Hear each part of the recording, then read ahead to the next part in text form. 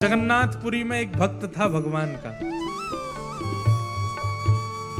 वो ठाकुर जी के पास जाके रोज रोता था और महाप्रभु जगन्नाथ जी से कहता था कि मेरे जीवन में बहुत कष्ट है, बहुत कष्ट है, बहुत कष्ट है। अपने सारे कष्टों की दुविधाएं बताता था।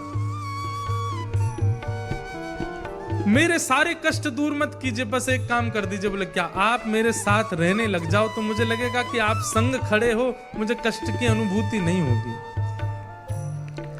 ठाकुर जी ने कृपा कर दी और ठाकुर जी ने उसको कहा कि तू समुद्र के तट पर जाना और चल के देखना, अगर बालुका में तेरे पैरों के चिन्ह और उसके बगल में मेरे पैरों के चिन्ह दिखाई दें तो उससे तू विश्वास कर लेना कि मैं साथ ही हूं।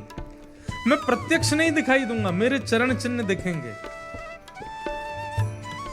ठीक है। अब उसके जीवन में जब भी कष्ट आता वो दौड़ करके समुद्र के तट पर जाता और थोड़ी देर चल के पीछे मुड़ के देखता तो दो चरण चिन्ह उसके बगल में, दो चरण चिन्ह ठाकुर जी के। उसी से ही खुश हो जाता कि ठाकुर जी साथ हैं।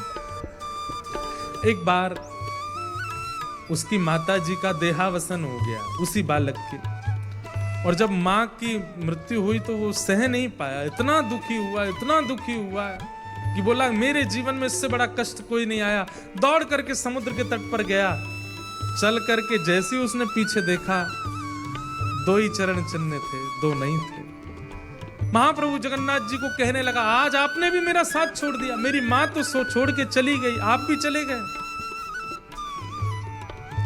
रात्रि में स्वप्न में महाप्रभु जगन्नाथ आए और आकर के बोले क्या हुआ? बोले कि आज दो ही चरण चिन्ह दिख रहे थे, इसका मतलब आपने भी मुझे छोड़ दिया। मेरी माँ छोड़ के चली गई, आप भी चले गए। ठाकुर जी बोले नहीं, जब तू चलता था तेरे चरण चिन्ह और मेरे चरण चिन्ह दिखते थे, मतलब कष्ट इतना भारी नहीं है, तू स्वयं चल सकता है। लेकिन आज तेरा कष्ट इतना भारी था कि जो चरण चिन्ह दिखे वो मेरे थे, तेरे नहीं थे। मैं तुझे गोद में लेके चल रहा था। जब भारी कष्ट में भक्त आता है तो बोले मैं उसे गोद में उठा लेता हूं, बस वो मुझ पर विश्वास करे, मुझ पर भरोसा रखे, अपने अविश्वास को आगे ना आने दें। बंधुओं, एक बात मैं कह दूं तो इसमें कोई अतिशयोक्ति नहीं है। ठाकुर जी से ज्यादा बलवान में इस संसार में कोई नहीं है, केवल सिवाय एक के, अविश्वास। अविश्वास कई बार ठाकुर जी से ज्यादा बलवान हो जाता है और हमारी गिरावट के लिए, या कह दें हमारी जीवन के उत्थान को रोकने के लिए अविश्वास जीवन में आता है।